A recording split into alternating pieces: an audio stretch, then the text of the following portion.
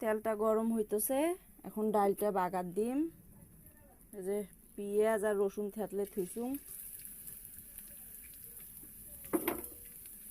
পাঁচফোড়নটাও দিয়ে দিনু, সব একসাথে দিনু, নাড়াচাড়া করিয়ে লাল লাল হয়ে আসবে, তারপর ডালটা ঢালি দিন।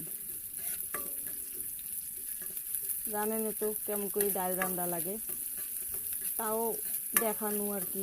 মুই এমন করে ডাল রান্ধিম তো ওই জন্য দেখানো। পেঁয়াজ আর রসুন পাঁচফোড়ন লাল লাল হয়ে গেছে, এলামু ডালটা ঢালি দিম।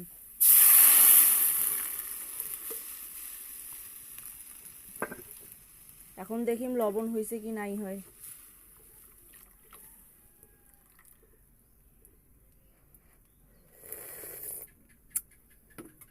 আর এক না লবণ দেওয়া লাগবে, লবণ এখন কম হয়েছে।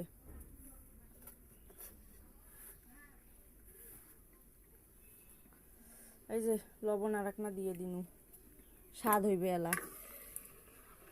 লবণ ছাড়া ডাইল এলা আইলে আইলে লাগবে এলা ভাত দিয়ে।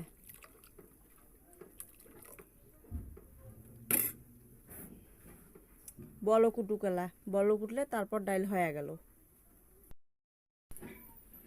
এই যে ডাইল খান উতলি গেছে, এখন ডাইল মোর হয়ে গেছে, এখন নামাং।